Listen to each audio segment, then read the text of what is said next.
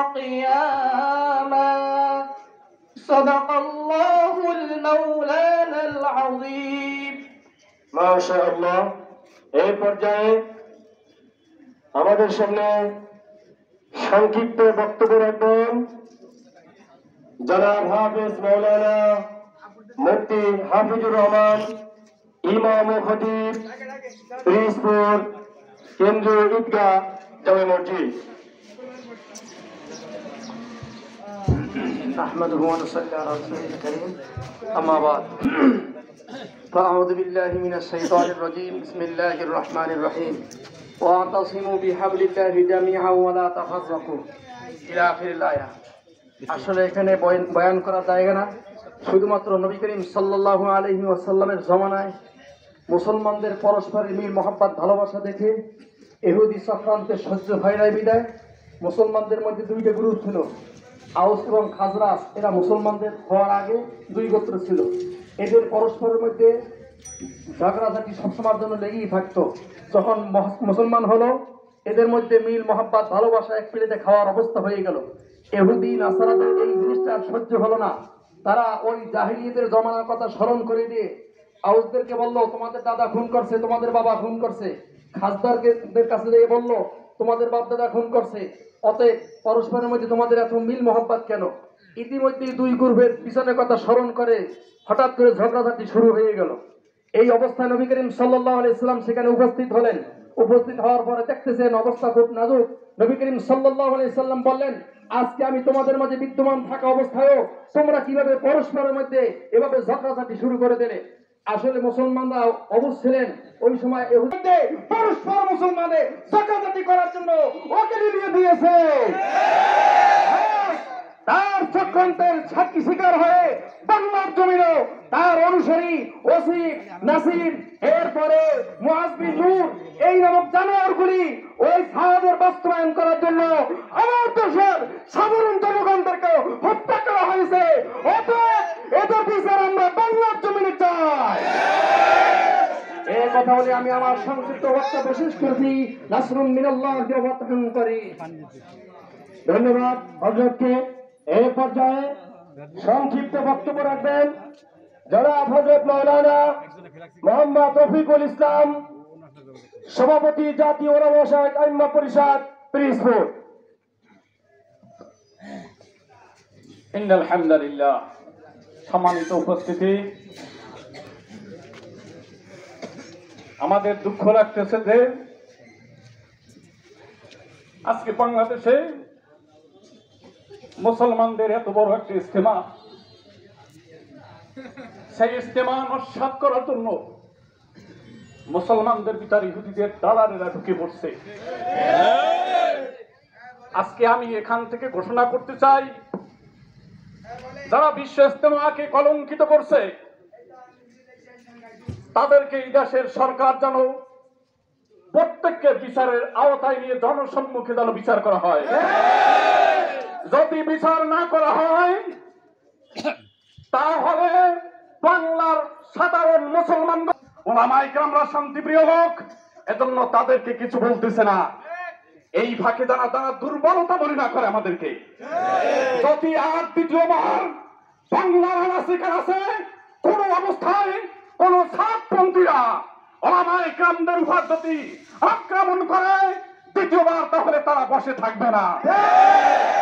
আমি অনুরোধ করবো, এই সাতপন্থীরা তারা আসলে জঙ্গিবাদ। তাদের যেখানে যেখানে আস্তানা আছে ওলামায়ে কেরামদের নেতৃত্ব তারা মানতে চায় না, তারা কোরআন মানতে চায় না, তারা হাদিস মানতে চায় না। তাদের বাংলাদেশে মুসলমান পরিচয় দিয়ে থাকার তারা অধিকার রাখে না। বক্তব্য রেখে এখানেই সংক্ষিপ্ত বক্তব্য শেষ করছি। আমার তৌফিক ইল্লা বিল্লাহ।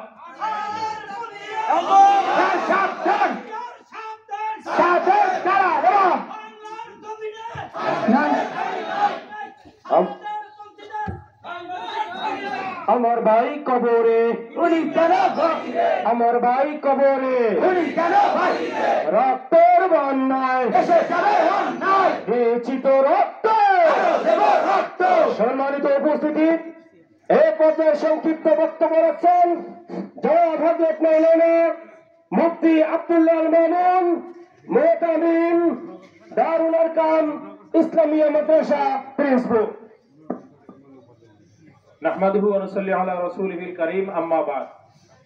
আমাদের মুরব্বীরা আছেন, দুপুরে নামাজের পরেই আমাদের খাওয়ার সময়, আপনাদের বেশি কষ্ট দেব না, অল্প সময়ের মধ্যেই আমাদের সভা সমাপ্ত করবো ইনশাল্লাহ। বাকি একটা কথা আমি আপনাদের সামনে রাখতে চাই, যে রাসূলুল্লাহ সাল্লাল্লাহু আলাইহি ওয়াসাল্লাম সহ যত নবী দুনিয়াতে আসছেন, ওনারা কি শুধুমাত্র দাওয়াতের মেহনত করছেন না অন্য কোনো মেহনতও করছেন? যুদ্ধের ময়দানে, বদরের ময়দানে, উহুদের ময়দানে রাসূল সাল্লাল্লাহু জিহাদ করতে যান নাই? রাসূলুল্লাহ সাল্লাল্লাহু আলাইহি ওয়াসাল্লাম মসজিদে নববীর মেম্বারে মানুষের প্রফেসর জহিরুল ইসলাম সাহেব আছেন, আপনারা সবাই চেনেন, প্রসিদ্ধ ব্যক্তি, আমাদের একজন সাধারণ মানুষ। আল্লাহ তাআলা দিনের বুঝ দিয়েছেন, আলহামদুলিল্লাহ। দাওয়াতের মেহনত, তাবলীগের মেহনতের সাথে অনেক সময় লাগান। ওনার ছেলেদেরকে উনি কিন্তু আমাদের মাদ্রাসায়ই পড়ান। ওনার ছেলেদেরকে ইলম শিক্ষা করার জন্য কোন মাদ্রাসায় দিছে? আমাদের মাদ্রাসায় দিছে। আমাদের কথা শুনলে ওনাদের গা জ্বলে, আমাদের কথা শুনতে ভালো লাগে না। ওনারা উলামায়ে ইকরামের পরামর্শেই চলেন। কিন্তু আজকে আমরা যে সাদিয়ানি অপতৎপরতার বিরুদ্ধে আমরা যে অবস্থান নিলাম, প্রতিবাদে দাঁড়াইলাম, ইমানি দায়িত্ব হিসেবে তো তাদেরও দাঁড়ানোর কথা ছিল। কিন্তু এক শ্রেণীর তাবলীগের সাথীরা দেখবেন তারা তাদের কাজে ব্যস্ত, আমাদের কাজে ব্যস্ত না। ওনারা কথায় উলামায়ে ইকরামকে মানেন। আপনারা জরিপ করে দেখেন, বৃহস্পতিবার মার্কাজে ওই মসজিদে কয়জন আলেম যায় আর এই মার্কাজ মসজিদে কতজন আলেম যায়। এদেশের ইসলাম এবং দ্বীনি সকল কার্যক্রম পরিচালনার জন্য উলামায়ে ইকরামের পরামর্শের কোনো বিকল্প আছে বলেন? সুতরাং আমরা কাদের সাথে থাকবো? উলামায়ে ইকরামের সাথে থাকবো। উলামায়ে ইকরাম আমাদেরকে যে নির্দেশনা দিবেন, আমাদের আমরণ মৃত্যুর আগ পর্যন্ত আমরা তাদের পরামর্শ মেনে চলবো ইনশাআল্লাহ। চলবো তো? আল্লাহ তাআলা আমাদের সবাইকে তৌফিক দান করেন। ধন্যবাদ। এই পর্যায়ে আমাদের সামনে বক্তব্য রাখবেন আমাদের পিরিজপুরের শীর্ষস্থানীয় উলামায়ে ইকরামদের মধ্যে একজন অন্যতম আলেম, দাওয়াতে তাবলীগের মধ্যে সবথেকে বড় আলেম, মুরব্বী জনাব আলহাজ হযরত মাওলানা মুস্তাফিজুর রহমান, সাবেক ইমাম, পুরাতন আদি জামে মসজিদ পিরিজপুর, মুরব্বী পিরিজপুর দাওয়াতে তাবলীগ। আলহামদুলিল্লাহ, আজকে এখানে এইভাবে আমরা দাঁড়াইবো আসলে ভাবতেও পারি না। যাদের সাথে আমরা একত্রে এক প্লেটে খানা খাচ্ছি, তবলীগের মেহনত করছি, তারা আজকের এদেশের উলামায়ে ইকরামদের বিরুদ্ধে, ইসলামের বিরুদ্ধে, মাদ্রাসার বিরুদ্ধে, কোরআনের বিরুদ্ধে, হাদিসের বিরুদ্ধে, রসুলের বিরুদ্ধে, সাহাবায়ে ইকরাম আজমাইনদের বিরুদ্ধে, এমনকি আমাদের নবী জনাবে মুহাম্মদুর রাসূলুল্লাহ সাল্লাল্লাহু আলাইহি ওয়াসাল্লামের বিরুদ্ধে কথা বলতে তারা দ্বিধাবোধ করে। আল্লাহর রাসূল সাল্লাল্লাহু আলাইহি ওয়াসাল্লাম সম্পর্কে কটূক্তি করছে এই সাদ সাহেব। কেন আমরা সাদ সাহেবের বিরোধিতা করি আমরা এখন অনেকে হয়তো বা জানি না। সাদ সাহেব এই কথা বলছেন, হেদায়েত আল্লাহ তাআলার হাতে নাই, রাসূল পাঠাইতেন না। আর অথচ আল্লাহ তাআলা কালামে পাকের মধ্যে কথা ঘোষণা করছেন, ইন্নাল্লাহা ইন্নাকা লা তাহদি মান আহবাবতা ওয়ালাকিন্নাল্লাহা ইয়াহদি মান ইয়াশা। হে নবী, আমি যাকে চাই তাকে আমি হেদায়েত দেই, আপনি যাকে চান তাকে হেদায়েতের মালিক কে? আল্লাহ। মুসা আলাইহিস সালাম তুর পাহাড়ে গেছেন, এটা মুসা আলাইহিস সালাম গুনাহ হয়ে গেছে। মুসা আলাইহিস সালাম তুর পাহাড়ে গেছে কার ডাকে? আল্লাহর ডাকে সাড়া দেওয়া কি গুনাহ? গুনাহ। ইমাম সাহেব যারা মসজিদে ইমামতি করেন আর যারা মাদ্রাসায় পড়ায়, তারা যা বেতন গ্রহণ করেন, এটা বেশ্যাগিরি কইরা বেশ্যাদের টাকা উপার্জন করে, তার থেকেও খারাপ। বেশ্যাদের থেকে এদেশের উলামায়ে ইকরাম, ইমাম সাহেব এবং মাদ্রাসায় যারা শিক্ষকতা করে তারা জান্নাতে যাবে আগে, জান্নাতে যাবে আগে, এই কথা বলছেন। তো আমরা কি বেশ্যাদের চাইতে খারাপ ইমামদের পিছনে নামাজ পড়ি না উলামায়ে ইকরামের পিছনে আমরা নামাজ পড়ি? খারাপ ক্যামেরাওয়ালা মোবাইল নিয়ে নামাজ পড়লে নামাজ হয় না, এই সাদ সাহেবের বক্তব্য। ক্যামেরাওয়ালা মোবাইল ওনার পকেটেও একটা আছে, ওনাদের অনুসারীদের পকেটেও আছে, তাহলে ওনাদের অনুসারীও নামাজ হয়। অধিকার তো উলামায়ে ইকরামের। উনি তো মাদ্রাসায় কোনো আলেম নয়, মাওলানা সাহেব বললে আমরা অনেকে আখ্যায়িত করি, কোনো আলেম নয়। কিছুদিন মাদ্রাসায় পড়ছেন উনি। এ পর্যন্ত তিনবার বাংলাদেশের ইজতেমায় ইসরায়েল হইয়া ভারত থেকে ইসরায়েল গেছেন, ইসরায়েল হয়ে 3 বার বাংলাদেশের ইস্তেমা আসছে। ইসরায়েল গেছেন চিকিৎসার নামে। আপনাদের কাছে আমার প্রশ্ন, যিনি ভারতে, আচ্ছা ভারতে চিকিৎসা ব্যবস্থা ভালো না ইসরায়েলের চিকিৎসা ব্যবস্থা ভালো? ইসরায়েলে যাওয়ার অর্থ কি চিকিৎসা না ওখানে দালালি? ওখানে অর্থ কামাই, আর অর্থের বিনিময়ে ইসলামের বিরুদ্ধে, রাসূলের বিরুদ্ধে কথা। আল্লাহ রাসূল সাল্লাল্লাহু আলাইহি ওয়াসাল্লাম সম্পর্কে বলছেন, হুজুর আল্লাহ রাসূল সাল্লাল্লাহু আলাইহি ওয়াসাল্লাম সুন্নাত থেকে খারেজ হয়ে গেছে। তার প্রমাণ আল্লাহ রাসূল সাল্লাল্লাহু আলাইহি ওয়াসাল্লাম উনি যেটা দিতেছেন, আল্লাহ রাসূল সাল্লাল্লাহু একটা বিবাহে ওলিমা করছেন গোশত রুটি দিয়া, অথচ হুজুর সাল্লাল্লাহু আলাইহি ওয়াসাল্লাম 2টা বিবাহে গোশত রুটি দিয়ে ওলিমা করছেন। কিন্তু উনি বলছেন একটা বিবাহে গোশত রুটি দিয়ে ওলিমা করছেন। কিন্তু আল্লাহ রাসূল সাল্লাল্লাহু আলাইহি ওয়াসাল্লামের আদত ছিল, অভ্যাস ছিল পনির এবং খেজুর দিয়ে ওলিমা করার। যেহেতু আল্লাহ রাসূল গোশত রুটি দিয়ে করছেন, এর জন্য আল্লাহ রাসূল খারেজ হয়ে গেছেন। আচ্ছা, সুন্নাতের আবিষ্কারক কে? রাসূল যা করবেন তাই তো সুন্নাত নাকি? তা হুজুর সাল্লাল্লাহু আলাইহি ওয়াসাল্লাম যদি শুধু গোশত এবং রুটি দিয়াই, পনির দিয়ে আর খেজুর দিয়ে যদি প্রত্যেকটা বিবাহে ওলিমা করতেন, তাহলে আজকের আমরা রোস্ট পোলাও খাইতে পারতাম না। গোশত আর রুটি দিয়া ওলিমা করে আল্লাহ রাসূল সাল্লাল্লাহু আলাইহি ওয়াসাল্লাম কিয়ামত পর্যন্ত মানুষের জন্য এই সুন্নাত জারি করেছেন, তোমরা যে কোনো জিনিস দিয়ে, হালাল জিনিস দিয়ে তোমরা এই সুন্নাতের আমল করতে পারো। যারা টঙ্গীর ময়দানে 2018 সালের 1লা ডিসেম্বর 5,000 ওলামায়ে কেরাম মাদ্রাসার ছাত্র, আপনারা জানেন বাংলাদেশে এক সময় জেলায় জেলায় ইস্তেমা হয়েছে। টঙ্গীর ময়দানের যত ইস্তেমা আর যত জোরের যত মাঠ সাজানো যাবতীয় কার্যক্রম অধিকাংশই কওমি মাদ্রাসার ছাত্ররা করে, সাধারণ মানুষও করে। ঠিক কি ঠিক না? আমাদের পিরোজপুর জেলার ইস্তেমা কওমি মাদ্রাসার ছাত্ররা, এই হুজুর আছেন বালিপাড়া থেকে, ফরিদগঞ্জ মাদ্রাসা, বিভিন্ন মাদ্রাসা থেকে আইসা মাদ্রাসা করছেন, সাজাইছেন কিনা বলেন, ময়দান সাজাইতেন। ঠিক তেমনি ভাবে 2018 সালে যখন ইস্তেমার ময়দান সাজাইতেছিল, তখন ঠিক তারা এরকম অস্ত্র শস্ত্র নিয়ে হামলা করে 5,000 ওলামায়ে কেরাম মাদ্রাসার ছাত্র, হাফেজ, কারি এবং তাওহীদি জনকে আহত করছে এবং নিহত করছে, শহীদ। ঠিক তেমনি ভাবে আরে রাতের অন্ধকারে হামলা করে কারা বলেন তো? রাতের অন্ধকারে রাত্র 3টা বেলায় যারা সব রকমের অস্ত্র নিয়ে নিরীহ তাওহীদি জনতা, যারা নামাজরত অবস্থায় ছিলেন, সচক্ষে দেখেছি, যারা নামাজরত অবস্থায় ছিলেন, যারা কোরআন তেলাওয়াত অবস্থায় ছিলেন, যারা দুয়ার মধ্যে ছিলেন, এরকমের অবস্থায় রাতের অন্ধকারে যারা হামলা করে ডাকায় ইহুদিদের দল, এই দল বাংলার জমিনে ঠাঁই হবে না।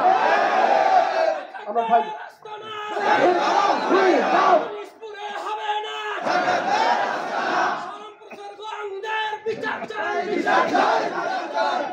এই দালাল পিরোজপুরে আছে।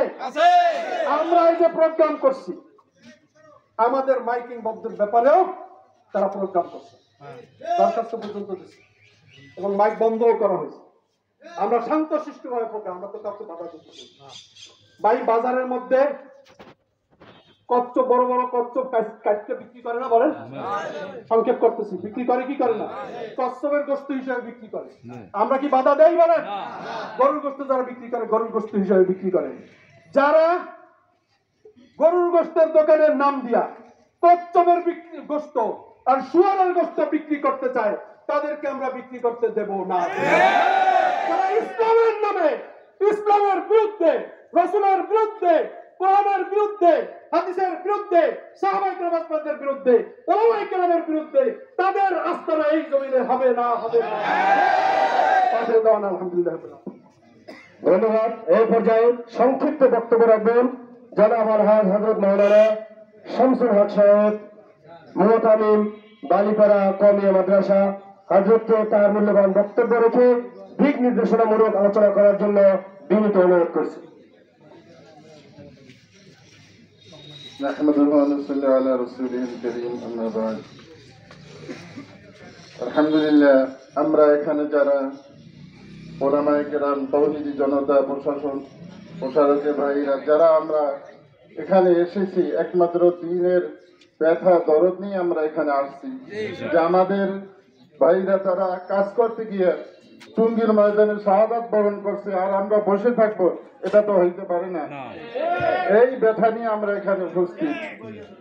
আপনারা জানেন, দিবালোকের মতো সুস্পষ্ট এই দাওয়াত ও তাবলীগের কাছে নীরব ইমানি আন্দোলন সারা বিশ্বব্যাপী, না বিশ্বের কোটি কোটি মানুষ সহি দিনে সহি সমুদ দিন অর্জন করেছে দাওয়াত তবলিগের মাধ্যমে। আর এর পরিচালনায় ওলামায়ে হক যারা তারা আছেন। এই যে ছাদিয়ানি যে ছাড়পন্থী যারা, এরা হক না বাতিল, আমি একটা কথা আপনার বুঝতে পারবেন। সেই পত্তলিকের যুগে, সেই কাফের যুগে বাপ কাফের, ছেলে মুসলমান, বাপের সাথে ছেলের সাথে লড়াই হয়েছে, সামনাসামনি হয়েছে না বলেন? ঠিক সেই একটা পরিস্থিতি বর্তমানে বাংলাদেশে বিরাজ করছে। বাপ সে কাটিয়ে, বাপ হইলে ছাড়পন্থী, ছেলে হকপন্থী, বাপের সাথে ছেলের কি নাই সম্পর্ক নাই। একাধিক এরকম এই পৃথিবী আমার চাক্ষুষ প্রমাণ। মা যেহেতু মহিলা ধর্মবিরোধ, তারা ধর্মপ্রাণ এবং তারা তাদের দিলমান নরম, তারা আলেম আলামা দিনদারকে পছন্দ করেন। এই জন্য মা ছেলের পক্ষ নিতে, ছেলে আলেম, হ্যাঁ ছেলের কথা মানে। এই জন্য সেই ছাড়পন্থী সেই বাপ তার মাকে তালাক দিয়ে দিচ্ছে। কত বড় এক গোমরা দল এই বাংলার জমিনে আসছে। এই জন্য আপনাদেরকে সোচ্চার করতে চাই যে এই যে ছাড়পন্থী যারা, আমরা এদেরকে কোন মসজিদে স্থান দেব না, তাদের অনুসরণ আমরা করব না। তারা যদি উচ্ছৃঙ্খল করে, তারা যদি এরকম মামলা হামলা করে, আমরা প্রশাসন ভাইদের কাছে আমরা তাদেরকে হ্যান্ড ওভার করব। আর তাদের ব্যাপারে আমরা তাদের যে আমাদের মুরব্বী যারা আছেন ঢাকায়, তাদের এই দলকে নিষিদ্ধ করবো। বাংলার জমিনে এই ছাড়পন্থীরা থাকতে পারবে না। আমরা এখানে যেহেতু আমরা সবাই এখন ক্ষুধার্ত, দীর্ঘ আলোচনা করার সময় নেই। তো এখন আমাদের অন্য দুই একজন আরো ওলামায়ে কেরাম আছেন, এরপরে আমরা এখানে দোয়া হবে, তারপর আমাদের যে কার্যক্রম আমাদের ডিসি বরাবর আমরা যে স্মারক আমরা পেশ করব, আমাদের দাবি দাও এখানে আমরা লিখিতভাবে পেশ করবো। আলহামদুলিল্লাহ। সম্মানিত উপস্থিতি, আপনারা জেনে থাকবেন 17 ডিসেম্বর এই বর্বর পাকিস্তানি হায়নাদেরকে হার মানিয়ে যারা নিরীহ মুসল্লিদের উপর আক্রমণ করেছে, এর পূর্বে তারা বাংলাদেশের সর্বোচ্চ উপদেষ্টা মন্ত্রণালয়, সকল প্রশাসনের ঊর্ধ্বতন কর্মকর্তা এবং সমন্বয়কদের সকলকে বৃত্তাঙ্গুল দেখিয়ে তারা গভীর রাতে আমার নিরীহ ভাইদেরকে আক্রমণ করেছে এবং 4টি তাজা প্রাণ দুনিয়া থেকে বিদায় হয়ে গেছে। আমরা মাদ্রাসার ওখানে ছাত্রদের গেট ভেঙে তাদেরকে জিম্মি করে, তাদেরকে নাচিয়ে হাসিয়ে ভিডিও করে ছাত্রদের সামনে, সেই টঙ্গীর ময়দানের মাদ্রাসার ছাত্রদের সামনে তাদের ওস্তাদদেরকে, তাদের শিক্ষকদেরকে হাত পা ভেঙে দিয়েছে। সম্মানিত উপস্থিতি, আমরা জানি আমাদের কাছে বিশ্বাস সূত্রে তথ্য রয়েছে, এই ওসামা গন্ডার দোষর পিরিজপুরে অবস্থান করতেছে। আপনারা যদি সচেতন থাকেন, আমাদের নেতৃস্থানে ওলামায়ে কেরামদের নেতৃত্বে পিরিজপুরের প্রত্যেকটা মসজিদ থেকে তাদেরকে উৎখাত করে আমরা প্রমাণ করতে চাই পিরিজপুরের ছাদের কোন আস্তানা নেই। সম্মানিত উপস্থিতি, এ পর্যায়ে আমাদের সামনে দিক নির্দেশনামূলক বক্তব্য রাখবেন পিরিজপুরের শীর্ষ আলেম জনাব আলহাজ হযরত মাওলানা আল্লামা সিদ্দিকুল্লাহ সাহেব, মাতামিম আশরাফুল মাদারিস পিরিজপুর। হযরতকে দিক নির্দেশনামূলক আলোচনার সাথে